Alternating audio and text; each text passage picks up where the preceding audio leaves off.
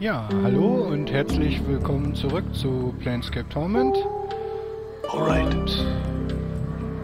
Ich wollte ja mal mit dem Kollegen Candrian reden, um etwas über die Planes zu erfahren, und das werden wir jetzt einfach mal machen. Once again you are struck by the insubstantial nature of this man's existence, and once again you're riveted as he turns his pale blue eyes on you. Have your travels brought forth what you need? Not yet. I had some questions for you. Perhaps I have answers for you. Speak and I shall tell you. Who are you? I'm Candrian Illborn, traveler, dreamer, tale spinner, and so forth. You are a traveler? Tell me of the plains. I am tired, Seeker, so tired. I am fresh back from negation. I will answer what I can for you, but I cannot promise that you will find satisfaction in the answers I give. What would you know? Would you hear of the outer planes, the prime material, or the inner planes? Okay, also was wir jetzt kriegen, ist ein Crashkurs in Sachen Struktur des Multiversums. Für die Spieler gedacht, die sich mit Planescape nicht auskennen. Und die werden jetzt eine ganze Menge Informationen ausgeschüttet bekommen. Ja, dann fangen wir mal an, würde ich sagen. What's the difference? The difference is true essence, Seeker. The inner planes are matter, substance, true physicality. They are the building blocks of the multiverse, for it is from them that all belief in the elements springs. The inner planes filter through the ethereal plane, the plane of potential, some say, which forms the elements into the worlds of mortals. Once past the ethereal plane, one reaches the prime material, where exist all manner of mortals and monsters and myths and machines. It is there that belief is born, and there that the spirits that create the outer planes are born. When mortals die, they pass through the astral plane, a no place that is thought and mental energy itself. It is in all things and in none. It is paradox, among other things, and it filters spirits into the great ring.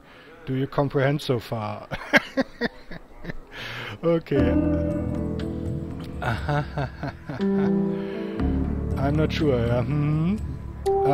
Ja, also Prime Material, das sind die normalen Welten, die wir so kennen, also wo andere Campaign-Settings stattfinden, sei es Dark Sun, sei es Forgotten Realms, also Abiyaturil.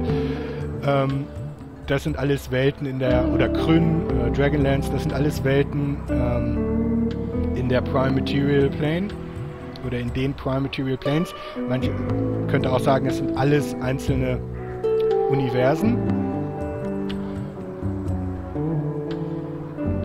Könnte auch zum Beispiel auf diese Weise, weil es ja ein Multiversum ist, unser real existierendes Universum damit einbeziehen. Das ist auf jeden Fall alles Prime Material. Eine Sekunde mal kurz. Ja, und wieder da. Die inneren Ebenen bestehen aus den Elementen, da haben Feuer, Wasser, Luft, Gedöns, nicht wahr? Da haben die ihre Herkunft. Aber ich lasse ihn am besten einfach erzählen. Wenn ich da jedes Mal noch so viel zu erzähle, dann wird das Video 2 Stunden lang. Also erzähl einfach mal weiter, Candrian. Now, the outer planes. Where should I start? Do you know the cardinal rules of the planes on which all others are based? Do you know about the composition of the outer planes? Do you know of the Great Ring and its divisions in our hearts? Do you know of the individual planes? Each of these leads to the next, and so it is best to start from the beginning. Oh my God. Tell me of the composition of the planes. The outer planes are created of and by belief and thought and faith. They take their imagined form from the prime material plane, shaped into forms that stagger the imagination, built by the accumulation of belief. Belief creates the planes. Belief is power here. Das ist wichtig. Change belief and you can change the nature of reality. Das ist auch wichtig. The creatures that are born here, the plane born, like the fiends and celestials, are truly born of the thoughts and concepts of mortals. They each express some sort of ideal, and the more powerful the ideal, the more powerful the being. Thus, the being that symbolizes love is one of the strongest of all. Go on. That's why the powers, gods, some call them, live out here. This is where all the faith in them comes. This is where they are at their most pure and most strong.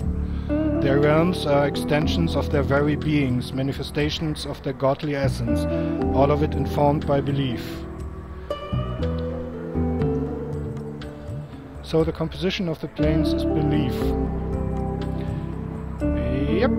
Tell me of the Great Ring now.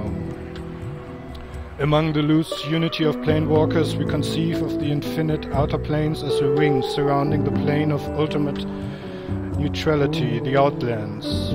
The spire atop which Sigil sits is in the center of the Outlands. The further one travels away from the spire, the less neutral the plane grows, until it spills into the neighboring planes. Each of these planes impinges on the Outlands, spinning themselves into law and chaos, good and evil. The Great Road marks the demarcation between the Outlands and the gate towns that spring up around the gates to these planes.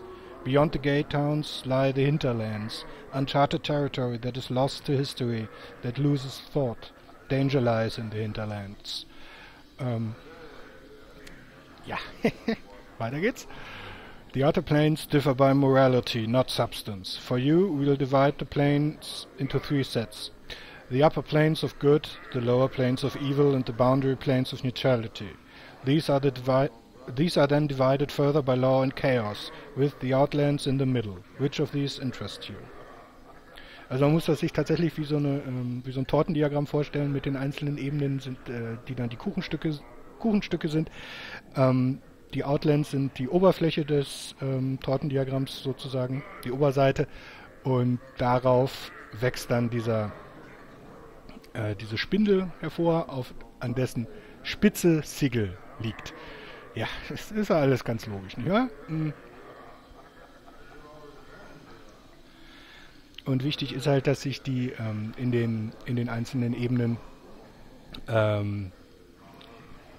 tatsächlich die Gesinnung, die relevanten Unterscheidungsmerkmale sind. Aber machen wir weiter. The Upper Planes. Also die Upper Planes of Good. Of the upper planes, they are the neutral planes, the lawful planes, and the chaotic planes. The neutral planes. The neutral upper planes contain the Beastlands, a place of neutrality and goodness, with a slight tinge of chaos, where the animals rule in the eternal noon and night. They hold Bitopia, twin paradise of industry and labor, where all work toward the good of all, and Elysium, the sweetest plane of goodness and calm I have ever come across. Alas, right now I am not well enough to enjoy any of their restorative effects. What would you hear of now? Tell me of the rest of the upper planes? Lawful planes. Candrian gives a small shudder. I'm not the best person to speak of the planes of law, he says, for the innate structure and ultimate patterns they impose frighten me. I steer clear of them, because I value my individuality more than I value the knowledge they'll bring me. They include regimented Arcadia, nearest of the good planes to the unbending order of Mechanus, and Mount Celestia, home of the Archons, an island in the Silver Sea. Also Archons sind vom Prinzip so, kann man sich ein bisschen so wie Engel vorstellen. The rest of the upper planes, chaotic planes. These are where I feel at home, though I steer clear of Isgard for the most part. The endless battles and tests of metal among the floating earthbergs of the plane don't do much for my disposition. Arborea, though... The mountains are taller, the air clearer, the rivers purer, and the game larger than anywhere else. It is a true paradise, a place where passions run high and the wine never ceases to flow. Okay. When I have recovered enough of my wits and myself, when we have done with the outer planes, you should ask me of the inner, and I will describe my journey to you. I will return to Arborea's bowers and glades and lose myself for a time. Okay, jetzt haben wir Upper Planes haben wir, nicht wahr? Tell me more of the planes. Lower planes. Like the upper planes, the lower planes are divided into lawful, chaotic, and neutral. Each of them varies in terms of horrors and what those horrors do to a traveler's spirit, and all of them are best avoided. Which of them would you like to hear of? Neutral?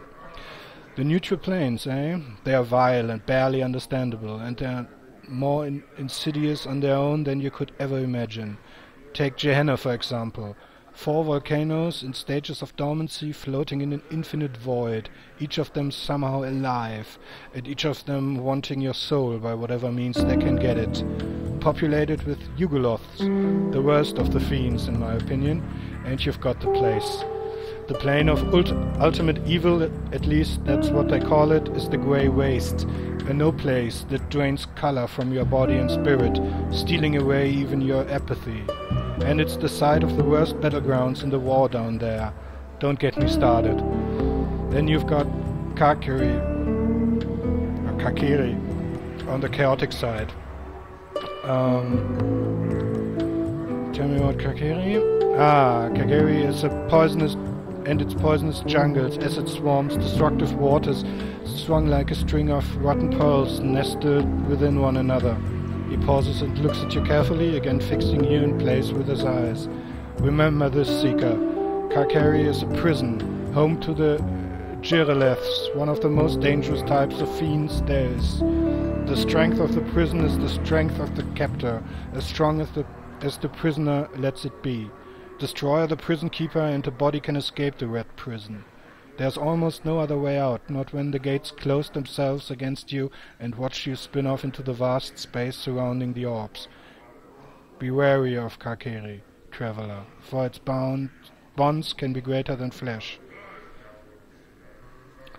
Okay, das ist vom Prinzip nicht ganz unwichtig, weil, Spoiler, da kommen wir noch hin. Glaube ich. Ja. Tell me about the war. Updated my journal. Aye, the blood war. At the name, your blood feels as if it freezes in your veins. Ilborn doesn't seem to notice, wrapped up as he is in his memories. 2 armies of fiends smashing together pointlessly across the lower planes, slaughtering mindlessly in the name of law and chaos. They'll aggrandize it, of course, but in the end, it's about hate and stupid endeavor that aids none and harms far too many. Okay, to the rest of the lower planes. Lawful. As much as I detest the order of the lawful upper planes, at least they present a modicum of goodness. Their lower planar counterparts, though, Acheron's a place of ricocheting cubes that never see an end to battle, swarming with the souls of dead humanoids. Bator, he shivers involuntarily. Oder Bator. Ich werde immer Bator sagen. Bator is a place best avoided. Those Bartesu, the fiends in the corner there? Ach, die sind das. Are but the merest expression of the deviant corruption embodied in that soulless machine of order. If you want more, talk to them. But remember, all that is bad about bureaucracy and order originates from Bator, and it spreads like a stain across the hearts of mortals. Though there is some knowledge to be found there, it is rarely worth the spiritual rape the plane inflicts. Ja, das ist auch nicht ganz unwichtig. Okay, also die Abishai kommen aus Bator. Tell me the rest of the lower planes. Chaotic planes. The Abyss isn't someplace you should consider going. Where Bator's all orderly, the Abyss is full of chaos and change, and none of it's pleasant. When it becomes something that approximates normality, that's when you should be most wary of it. It's home to the Tanari, that most primes call demons, and they've got that name for a reason.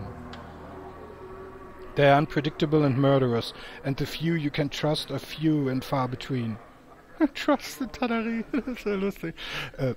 The few I have met who I trust, I still don't trust entirely. They are creatures of chaos and evil incarnate, and if they are putting on a friendly face, who's to say it's not part of a larger agenda? Okay. Boundary planes. There are 2 boundary planes to my mind, and they are diametrically opposed. One of them, Mechanus, my God, is the very essence of law, a place where beliefs fit together, interlocking, turning in a massive machine that is the entire plane. Ja, das kann man sich tatsächlich vorstellen, als sei man in einer gewaltigen Maschine oder einem gewaltigen Uhrwerk.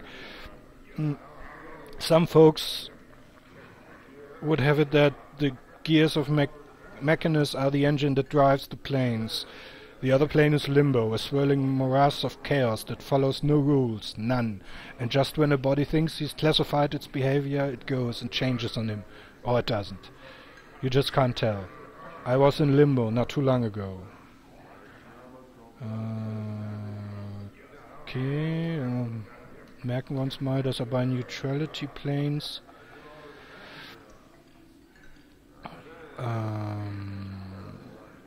dass wir da auf seine Journey kommen, da werden wir ihm nämlich noch nachfragen müssen.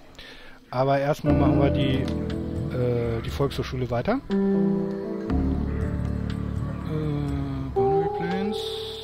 Achso, damit waren wir schon fertig. Achso, klar, sind ja nur die beiden. Okay, dann können wir ihn ja auch nach seiner Reise befragen. He closes his eyes, remembering. I had a Githzerai guide with me, an Anarch who could shape the illogical matter of the plane into forms of his desire. We had thought of the Sladi, the chaos creatures who call that plane home. It seems they were more than usual, but then one can never tell what's usual in Limbo. But I digress. In the midst of all this chaos, we came across a series of huge metal interlocking cubes, like some sort of puzzle box. It wasn't something we had shaped, consciously or not, and we couldn't find a way inside. It was like a bastion of order within the confines of disorder, a seat of law. That is the best I can explain it. Aha. Ja, merken wir uns mal. Updated my journal. Ja, der Nameless One merkt sich das auch. Okay. The Outlands. The Outlands are absolute neutrality, probably the best place for a body to visit in the outer planes outside of Sigil, if you don't want to have a plane's morality forced into your heart. Everything balances out in the Outlands, as it should be, for the plane that sits at the center of the outer planes. Power's realms are scattered about here, and there are handfuls of gate towns that open into the rest of the outer planes. The gate towns usually mirror the philosophy of the plane their gates open onto. And if the balance of belief isn't kept in the town slips into the nearby plane. It's a bad situation for everyone, because few of the folks in the towns really want that change. But enough of the Outlands. What more would you want to know? What more would you know? Ich muss einen Schluck trinken, dann wird die Kehle richtig trocken von dem vielen Gequatsche. Let's go back a few steps. So, jetzt haben wir Outer Planes, dann jetzt mal Inner Planes. He sighs, as if this reminded him of his bone-deep weariness. Think of the inner planes as a globe. On the top pole you have the positive material plane. On the bottom you have the negative material. He pauses. Remind me to tell you of the negative. His eyes turn inward, to some private horror. From the interaction between the two springs all of the urge for existence and non-existence, death and life, actuality and nothing. From them spring the basic elemental planes, like fire, water, air and earth. The para-elemental planes that lie between the four basic elements, and the quasi-elemental planes that come from the interaction of the four elements with a positive or negative. Tell me of the negative material plane? His eyes cloud over. I went to the inner planes to discover my true essence. I made the mistake of visiting the negative material plane in order to understand my body's urge to decay and the cycle of death in life. I thought myself protected against the ill effects of the plane with my magic, but I was wrong. The blackness of an infinite nothing pressed on my soul, and I was beset by shadows that sought to snuff out my very soul. I lost my way for a time, for an eternity, and nearly lost my existence. I could feel my essence falling away from me, and am even now half gone. Never will I return. Ach, deswegen bist du so... Oh Gott. How did you survive? Updated my journal. Oh, wir haben ein Item bekommen. How did I survive? He smiled slightly. With a piece of nothing that held back the nothing. Nothing can stop nothing, you know, and so I carried nothing in my hand to protect me. Do you plan to journey to the ultimate negation yourself? You have the smell of desperation about you, and so I make you this gift. Hold it in your hand when the shadows press in, and it should protect you and your friends somewhat, should they remain close to you. Hey. He passes you a small black token that looks as if it has no dimensionality to it at all. Yo. Ein Stück Nichts haben wir bekommen. Okay, thanks. Tell me more of the planes. Inner Planes haben wir... Oder? Kam da noch was? Nee. Tell me of the prime material. You want to know of the prime? Visit it. The boundless worlds of that plane have an infinite variety, as do the planes, but I cannot encapsulate them as I have here. Suffice it to say, they are the birth of the outer planes, the children of the inner, and they hold limitless potential within their boundaries. Okay.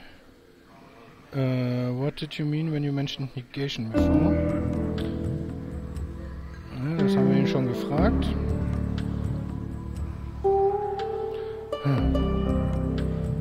Okay, ich glaube... Das war der Crashkurs in Sachen Struktur des Multiversums. Man hat jetzt einiges zu verdauen. Und, naja, wenn wir schon mal hier sind, können wir ihn ja noch fragen, was er so macht. Das haben wir ihn schon gefragt. What is this place? Unless the cosmos has shifted or we have been spun into the mazes, I would say that we are in the Snoring Corpse Tavern. Mazes? Aye, the mazes, where the lady dumps those who've displeased her. He makes a small semicircle over his heart as he speaks the lady's name. If you'd know more of the lady and the city, find it out, or some such guide. Very well. Patrons? I mind my own business here, Seeker, for I spend too much time away not minding it. Speak to the bartender if you would learn more of his customers. I'm looking for a journal. I've seen no journals lately, but for my own, and that has crumbled away into nothingness. My apologies. Do you know, das ist aber alles ziemlich... Ferret... Oh, wer kennt ihn sogar? Ferret grew up to be a collector? How long ago was this? When I set out last, he was but an officious stripling in one of the upper wards. Time does change some people. No, Seeker, I don't know Ferret anymore. I'm willing to bet. Okay. Ja, das war die Unterhaltung mit Candrian. Alright. Und wir haben jetzt das hier, Negative Token. Ward against Shadows. This is a negative token, a flat black disk that appears to have no substance to it at all. Turning it over reveals that it has no third dimension. There's no thickness to this item at all. Und wie kann ich es dann halten? Und vor allem, was ist das hier? Das ist eine Dimension, zweite Dimension, dritte. Egal. It has no thickness to this item. It gives you some command over creatures of shadow. You can command them to stand still for a few precious seconds. The more powerful the shadow, the less likely it will obey your command. As an added benefit, as long as this token is carried by any of your party members, it adds a ward against shadows. It will not prevent shadows from attacking your group, but the shadows will find it more difficult to harm you while the token is carried. Oh. Das nenne ich mal was Praktisches.